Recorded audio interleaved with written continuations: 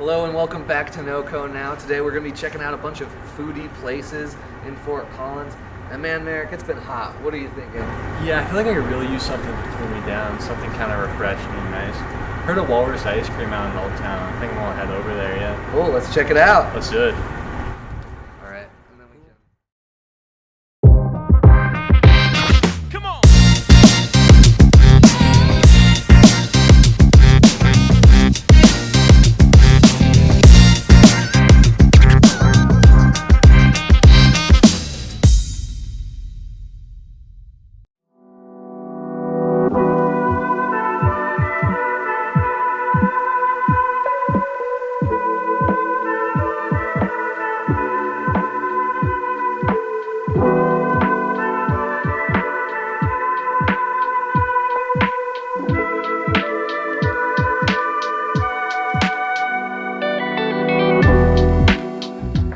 Walrus Ice Cream's been open for 37 years. It opened in 1987, just right around the corner on College Avenue, and then it moved to this location in 95.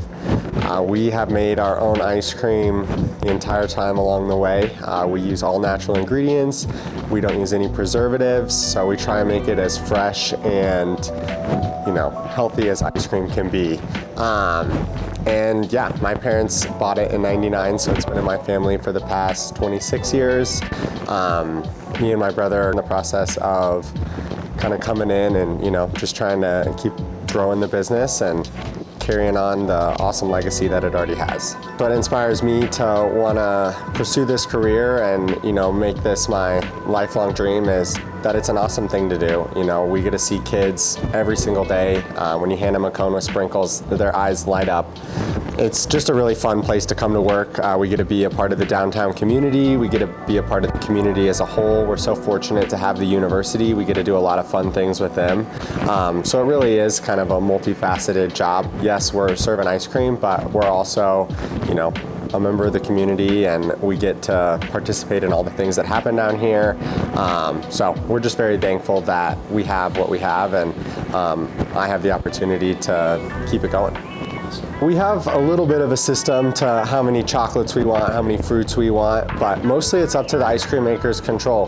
We hire a couple new ice cream makers every summer, and they have to make a certain amount of chocolates and a certain amount of fruits, but after that it's totally up to them, which really is fun for us because it allows them to come up with new things that we wouldn't have even thought of, and it allows for the flavors to be constantly changing. I can almost guarantee every time you come in here, you're gonna see a different set of flavors.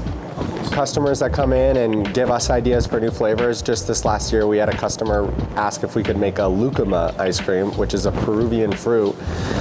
We hadn't heard of it, hadn't tried it, but we went online, found some lucuma powder on Amazon, ordered it, made it. It was really tasty, and we sold some to the customers. So that's one of the best things about ice cream. There really is kind of a wide list of things you can do with it, and yeah, we let our ice cream makers just go wild.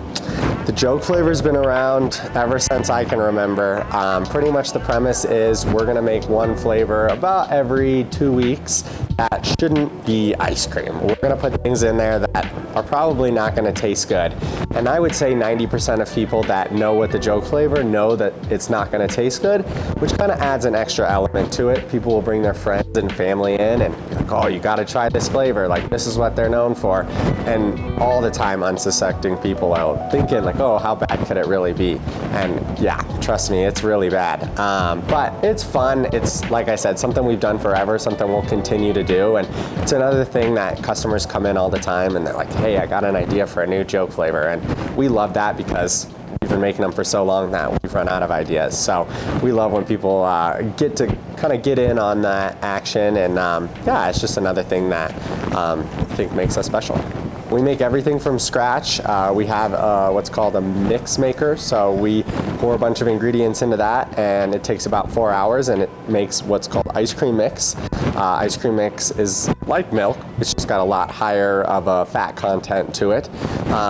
So once we have that ice cream mix, we have a couple ice cream machines. We take the ice cream mix and whatever ingredients we want, whether it's chocolate or cinnamon or bananas, and we can throw all three of those in there, and then it kind of does its trick and makes the ice cream, and then, you know, sometimes we'll mix extra stuff in on top of it.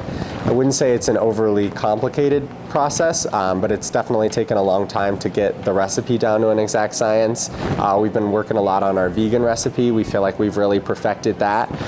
It was definitely a learning curve, just trying to recreate that creaminess without the cow's milk. But being able to make it ourselves gives us the options and the ability to play around and try and make it the best that we can.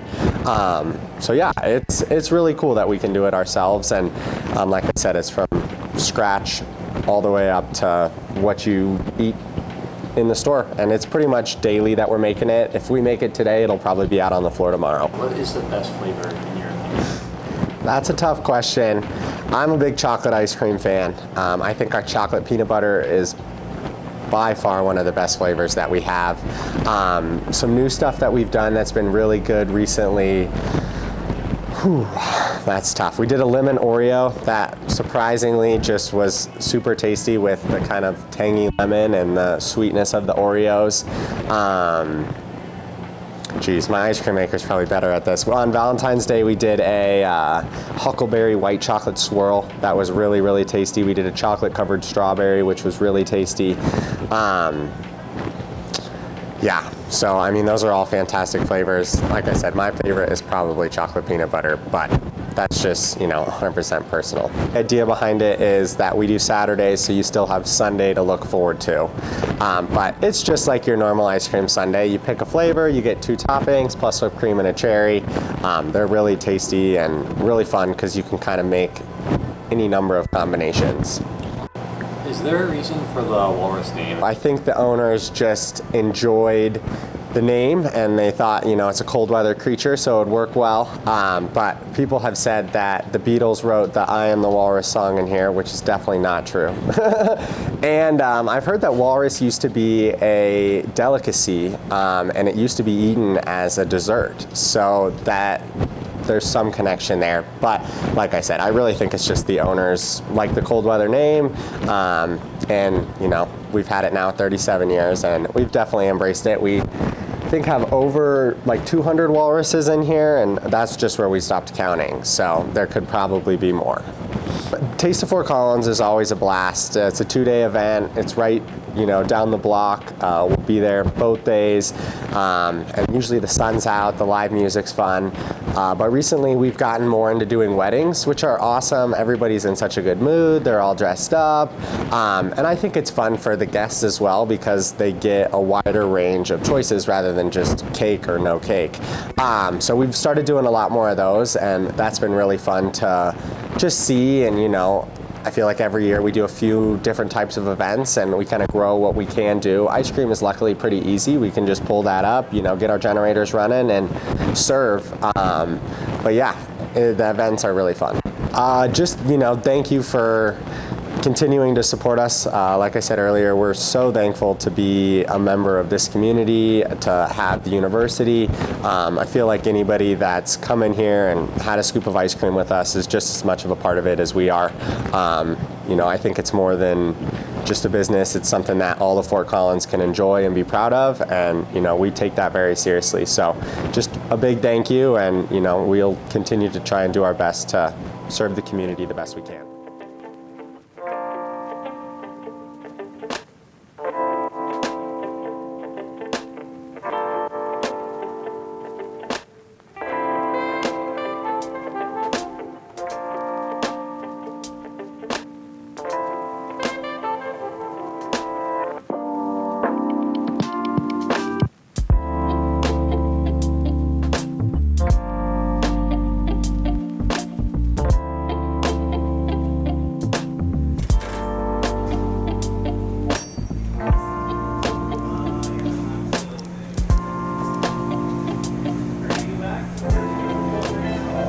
Here's that chocolate peanut butter. Man, I'll tell you what, the ice cream was good, but I'm kind of wondering where you went. Yeah, well, I went to Happy Lucky's tea shop, and the owner, he taught me how to make 5 different loose leaf teas 5 different ways. So I'm here out at Happy Lucky's in Old Town, and I'm joined here with George. And George, what are we doing today? Today, Adam, we're gonna taste 5 different teas showing 5 different brewing methods. Okay. You ready? Yeah, let's jump Get into the into it. first one. So the first one we're gonna do is Madame Grey. It's our signature tea, and when you brew tea, we talk about water, tea, and time. Okay. So there's always gonna be a water temperature, the quantity of tea, and how much time. Okay. Very simple. And for this case, we also want to know how big our pot is, because that tells us how much tea to have. So water, we're going to use boiling water on Madame Grey. Tea is going to be 1 teaspoon per 8 ounces. Okay. So 20-ounce teapot is, quick math. 2.5? Exactly. Cool. Exactly, all right. So 1, and I got my little handy-dandy little teaspoon measure, and we'll get that brewing here. So I've got some near boiling water that I've got going. All right. You always want to start your timer. This is a 3-minute steep time. When the water hits the tea, you start the timer. Okay. Then you go, oops. Oh, that's okay. It's okay. I was pouring from a height. All right. And so now we're in this 3-minute. We're in the 3-minute steep time, exactly. And if you have a lid, you want to put the lid on. It kind of keeps all of the aromatics with the tea while it's brewing. Perfect. We are in our last 15 seconds. And so I just want to show you this tea. Yeah. So you can see the rose petals. Oh, there's some blue cornflowers. I left that out. And so you can smell that. It smells really good. Doesn't it? Yeah. I know. It's wonderful. And there's our and there tea we go. timer. So when you're brewing tea at home, we talked about water, tea, and time. This is kind of a traditional way of brewing. We're going to remove the basket after 3 minutes. And it's hot, but I've trained my fingers. And so I guess one thing I guess we didn't really go over, what is this specific brewing method called? I call this traditional. I mean, it kind of comes from the English, the way they would brew tea in all across Europe. Not all across Europe. Many sections of Europe would brew tea in a teapot. We're doing it kind of American style, as opposed to putting all the leaves in and pouring through a strainer like the British might do. Gotcha. This tea will hold up to a little milk and sweetener. I prefer it just as it is. Well, should we try it? We probably should. All right.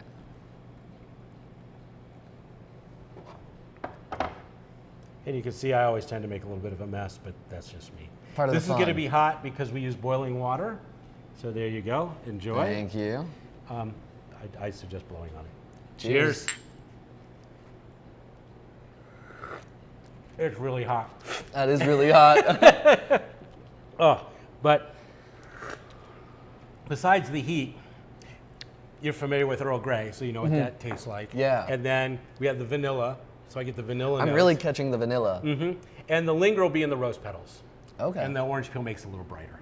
Interesting. Yeah. And And so those that- are all things that you think about when you make your actual blend. I think about it, and Andy, our master blender, he thinks about that. It may sound like it's just a bunch of flavors thrown together, but there's a real art to it. Thinking about how the flavors will come together, complement each other. Do they cancel each other? Do they enhance each other? What is the first flavor you get? What is the linger? And we think about all that stuff when we make a blend. It's pretty magical when it Cool. comes together. Yeah, So it's that's fun. awesome. It's Well, fun. should we move on to our next one? Sure. We're going to do Gong Fu style. Okay. So Gong Fu comes from China. So we have some interesting equipment, teaware that we're going to do. Same principles we're going to apply, water, tea, and time, but it's done very differently. Okay. And there's a nice section between the two that you see that, yes, there is a teapot. Cups are a little smaller. What is this glass thing? George is going to explain that in a little bit. Cool. So one of the things when you're brewing is we're going to want to preheat the teapot. Okay. So I'm just going to preheat the teapot. In Gong Fu style, they'll use a Yixing teapot.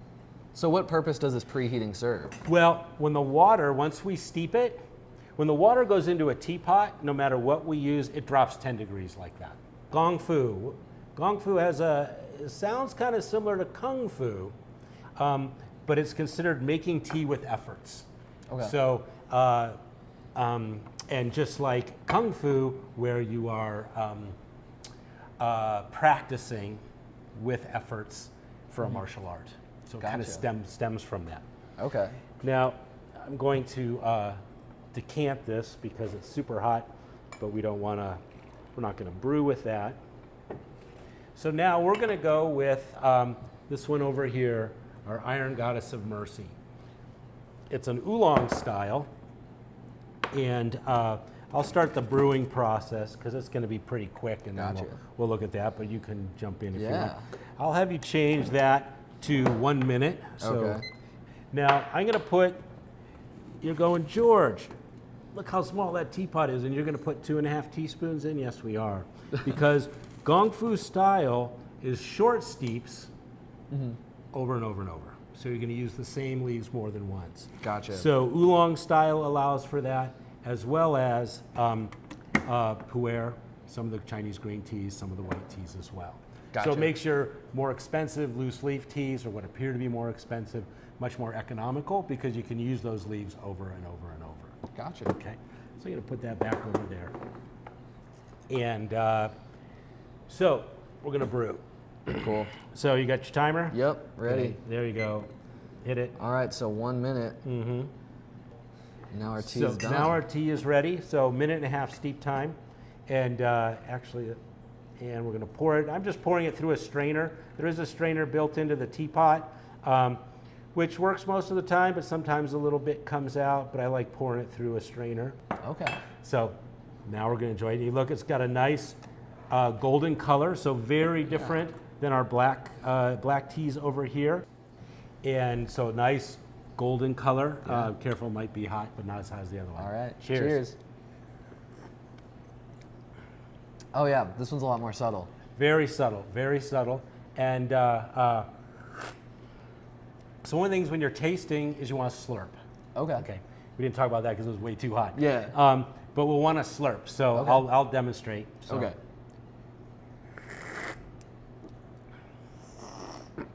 So you can slurp from the cup, or you can slurp like this. So that does two things. One is, if it's hot, it spreads all the bubbles, and it adds a little aeration, so it cools it down. The other is it's sending little droplets of the tea all over your mouth, so your mouth has the full sensation. Well, so that was delicious. I like that Good. one a lot. What is our third method? We're going to make some matcha. All right. So we're going to go from basically kind of an American English style, China. Now we're going to go to Japan. Gotcha. Okay. So matcha is a powdered Japanese green tea. So matcha is powdered. So after they do all that with the Japanese tea leaves, then they grind it into this really fine powder. Yeah. And it gets everywhere.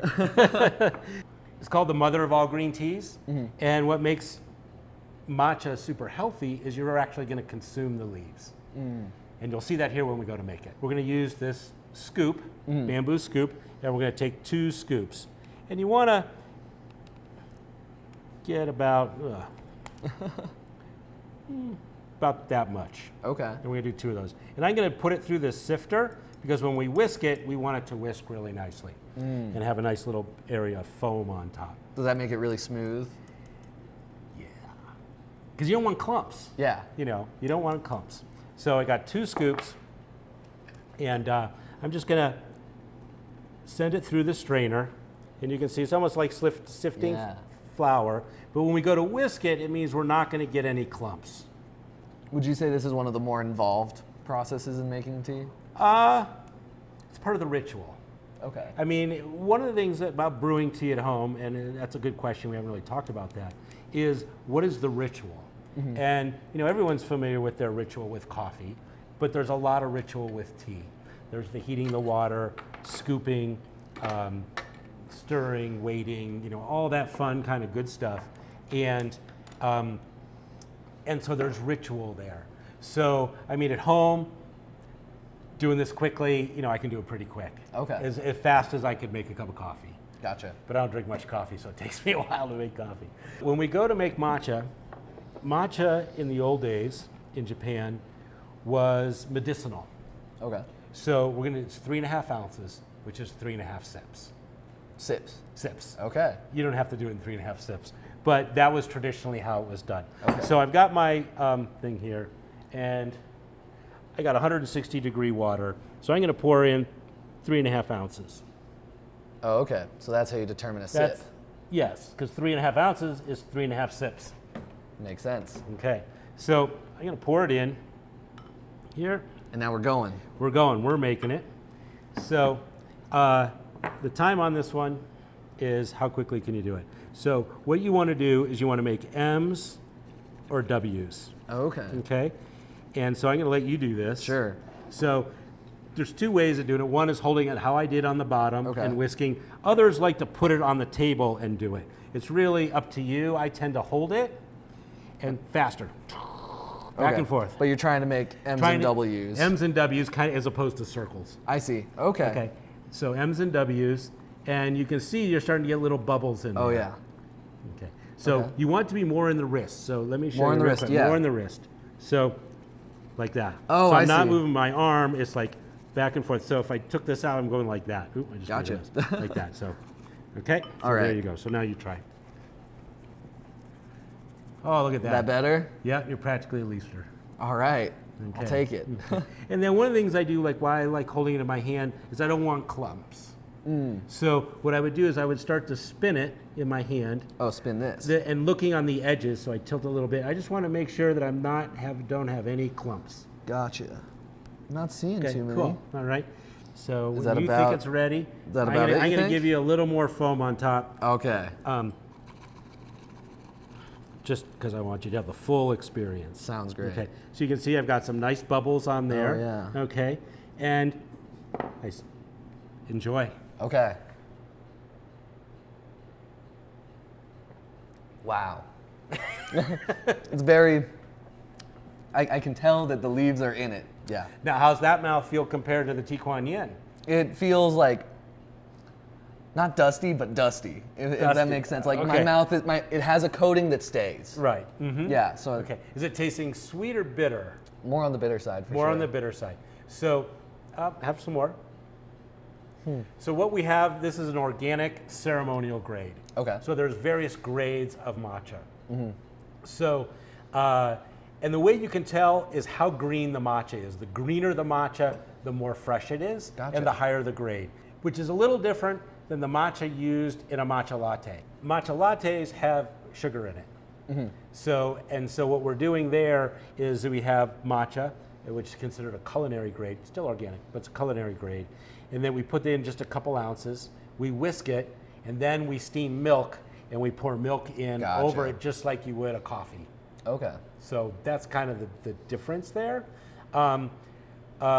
Students are probably familiar with matcha. You're drinking the leaves. It's got all the health benefits, the antioxidants, the L-theanine, caffeine, and it's the mother of all green teas. Awesome. What is our next? Our next What is our one? fourth tea? Fourth tea. Fourth tea is going to be like, George, I'm sitting at home. I want tea, and I don't have all this fancy stuff. And I'm like, you got a favorite mug? And you got a tea strainer. Very simple.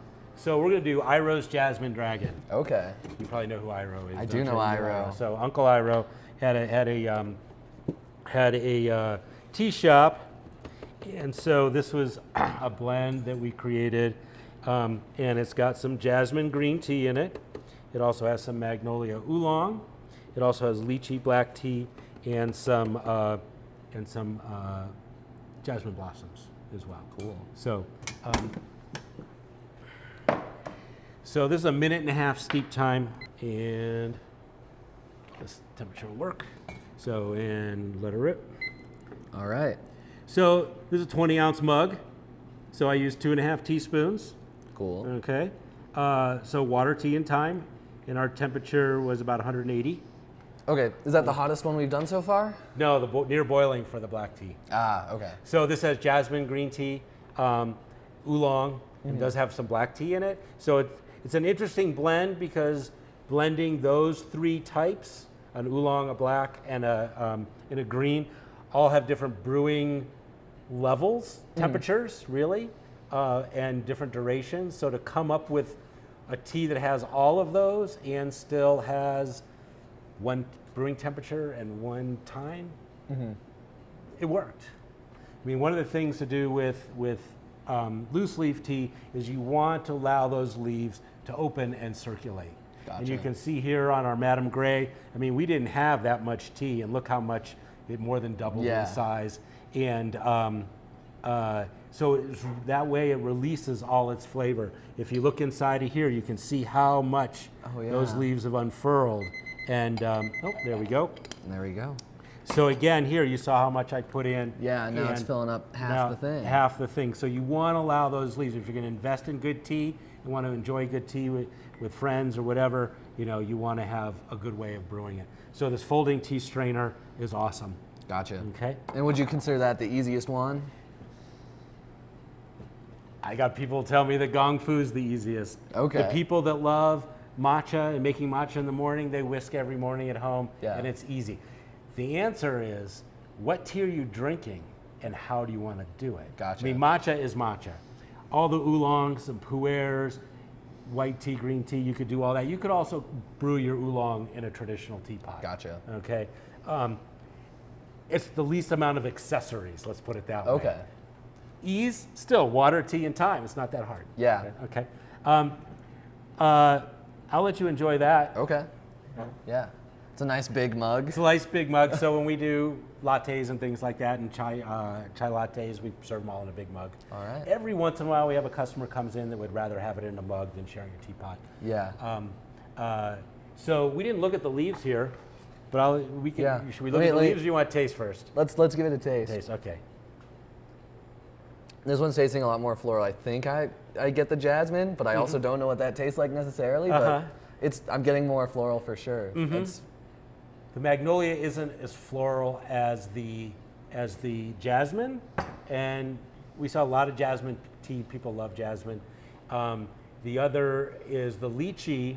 You know what lychee is? Yeah. So lychee's a fruit from Asia. Gotcha. But when you drink it, it almost tastes more like a flower, but it's a fruit. Interesting. And if you ever travel to Asia and you go to a market, get some fresh lychee. It's delicious. Okay. Okay.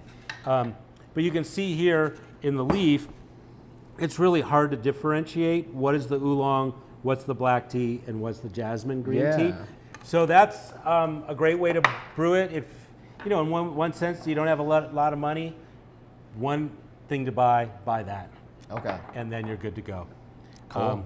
So we'll just put that over here. And then we're on to our last. We're on to our last one. All right. So we've done 4. We got 1 left. What are we finishing the night out with? We're gonna make some iced tea. All right. All right. So let's gather all our materials. Sure. So we're gonna talk about doing a flash chill method. Okay. And so the flash chill method is we're gonna brew tea at a concentrate. And then we're gonna add ice, we're gonna shake it down in the martini shaker, and when we pour it into the glass, it'll be the right concentrate or the right flavor or strength, but it'll be cold, fast. Because nobody wants to wait on brewing it and put it in the refrigerator. So we're gonna grab that one on the end. All right. Which we're gonna do our Visit Fort Collins specialty. Okay. And so your experience now, so we're gonna make 20 ounces. So how many teaspoons is that? 2.5. There you go. All right. Water, tea, and time, so 2.5. Cool. So what's in this tea? So this tea is complex and simple at the same time because it's got 9 different things in it. Okay. I give a little bit more. That little more? That little half scoop was a little wimpy there. There you go. That's perfect. Okay. So let's Cool. get this brewing because it's got a 7-minute steep time. Okay. And then we will talk about it. So we're going to make a 20-ounce serving. So to make a concentrate on flash chill, we're going to use 10 ounces of water. Okay. So now if you think about it, it's double strength. Okay. So that's what we're going to do. Now, since we've done this, or I've done this a million times, you can hit the timer. I know that just below this writing here in this Ingenuity is 10 ounces. Perfect. So I know that that's going to be about where it is. I'm going to give it just a splash more. All right. Okay. So now we just wait? So now we just wait. And we can prepare our ice. Okay. So we're going to fill up the ice, and you can just pour it in, and we want to go to about right here. All right. Okay. Now, when I was at home opening Happy Lucky's Teahouse in 2009, I made a lot of different iced teas trying to figure out how to do this. Is that about right? Yeah, maybe one more cube if you One can get more cube. Why not? It's kind of a big cube. But Okay, well, no, we don't want to do that. No, that's not it. Yeah. Well, since you're drinking it, so you can use your fingers. Cool. Okay. Cool. So now we want to put a little bit of ice, maybe about right that much. Okay. Okay. Perfect. That'll great. be fine. So I guess my big question for you, since we're doing all this, kind of what is tea to you? Tea is about ritual. It's either my self-ritual, because I'm making tea, but tea is also about community and taking tea with friends. So that part of that taking tea with friends is also ritual.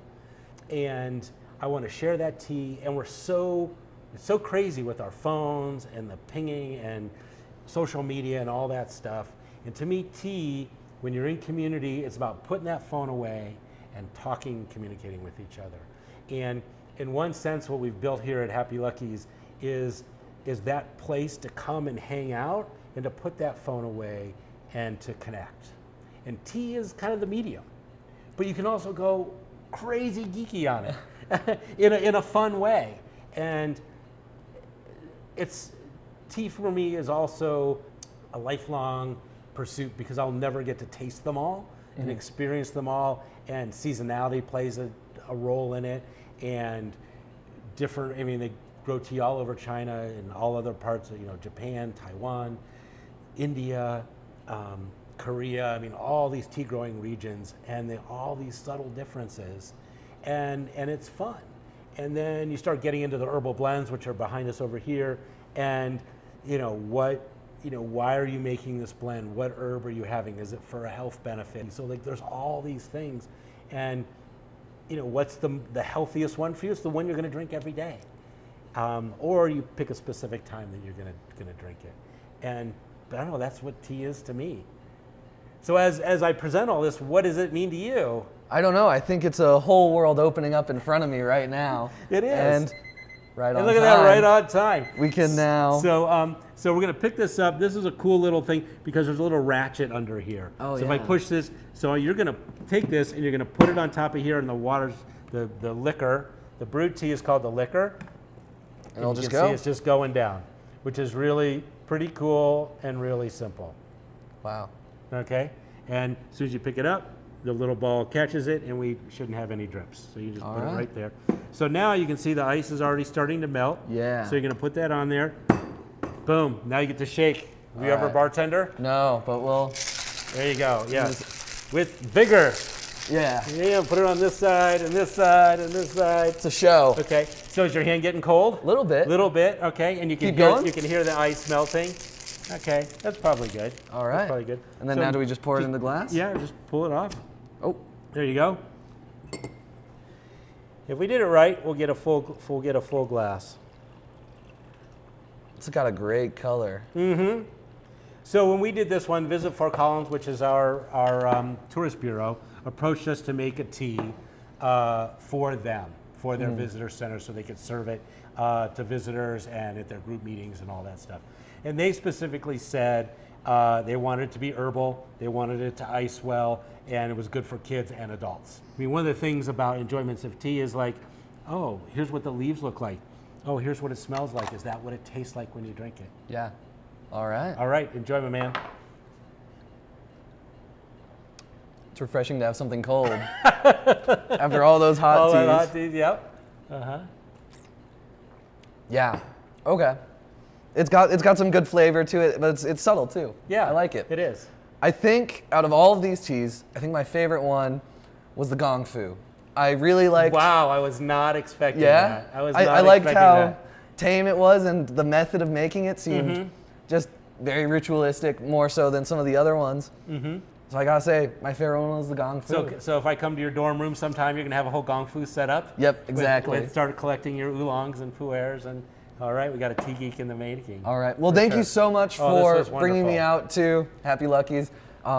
It was a real pleasure to try all these different teas, and yeah, thank you. All right. Well, it's great to have you. And if I can say, if you're out there in the community and you see this, and we source tea to CSU and CSU students to Sweet Sensations, Sweet Temptations, Bean Counter, and Morgan's Grind. So if you go in there and get tea or matcha, that is stuff that's been sourced locally from Happy Lucky's Teahouse.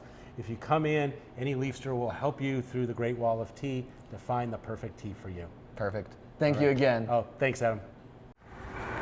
it's pretty cool checking out all those different teas, and I gotta say, I think I'm getting hooked. I think I'm gonna have to really start a good tea ritual.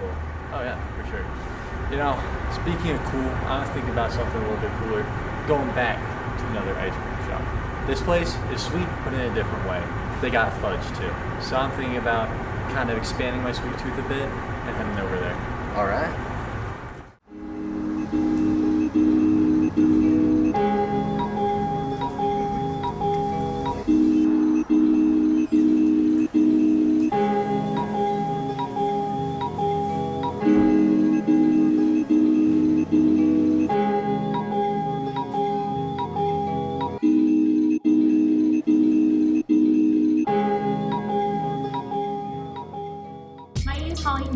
I'm the owner here at Kilwins. I'm a graduate of CSU.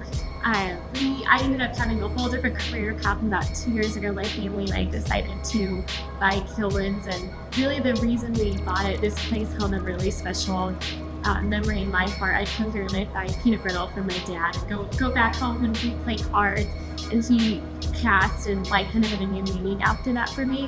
And I wanted to be a business where I can make people happy, a business that celebrates those little moments in life. And the opportunity came out to purchase Kilwins, and my family and I decided to do it, but it was only at the push of my little girl who was in first grade at the time.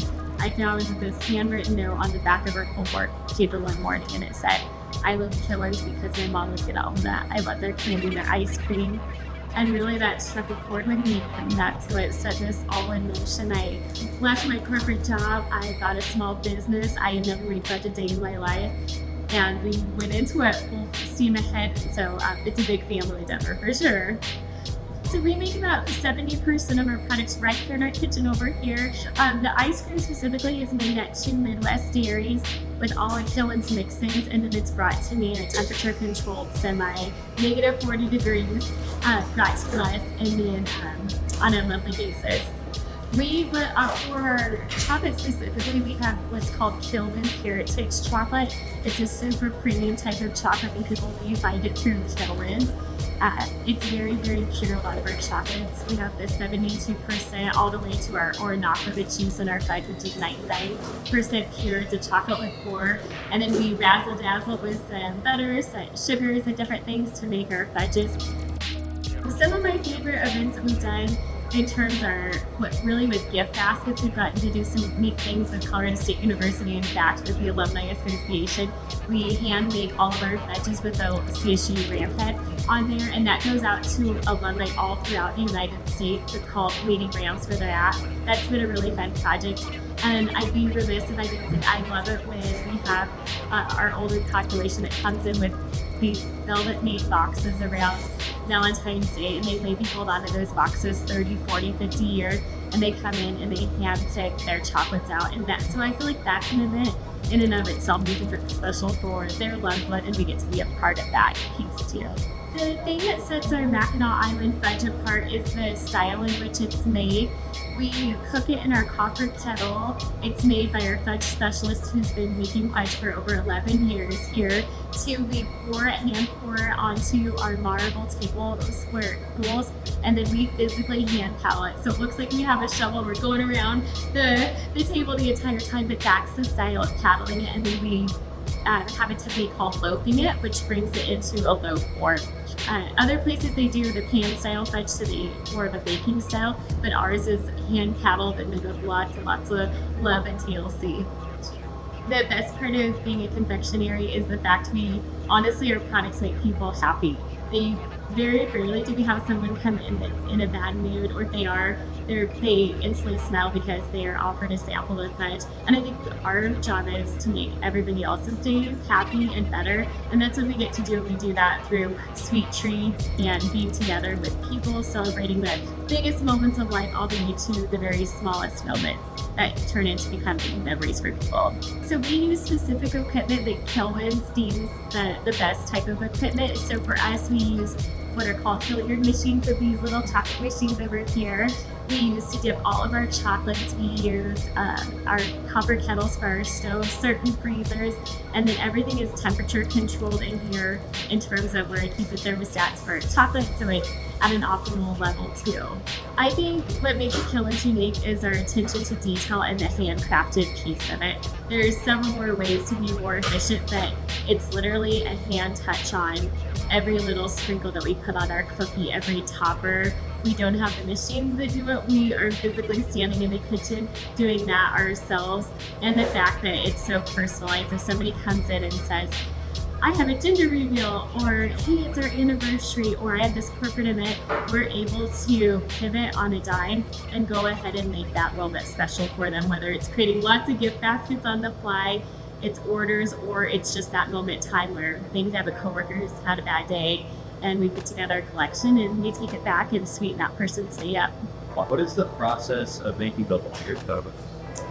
We hand make the batter, so if you think of almost like a pancake batter, we do that in our buckets. They're this big and we have a big whisk and we're constantly there stirring. So it takes some muscles for sure to make the waffle cones. And then we have our waffle irons and we keep right there in the window. We heat those all up. We have a special machine where we squirt it down and we make it into a waffle. Looks like a pancake. And then we have a tool where we specifically roll it around and make those waffle cones come to life. And so internally we have a lot of cone contests. Who makes the best cones, whose cones hold together. We do have the cone mishaps and everybody vying for a bite of the hot waffle cone.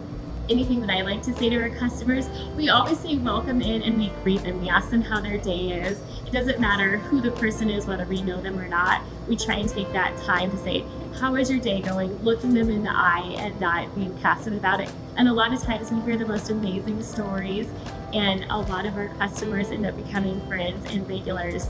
I think because we had to take that time for that special interaction and we care. We genuinely care about what's going on in their lives. Some of my favorite pieces are, I had a couple customers and they started out as just customers living here half the year and half the year in California. And we instantly became friends over time and they became grandparents. And I was one of the first people they came and told that to, and they brought the pictures. And it's just these special connections that we have with people. Or I had college students and they pour their heart out about these exams and I listen and we give advice. And so I kind of feel like this, it's almost like a counseling session, but also just a place where people can pour out their feelings and then they leave with something sweet. It's a beautiful place.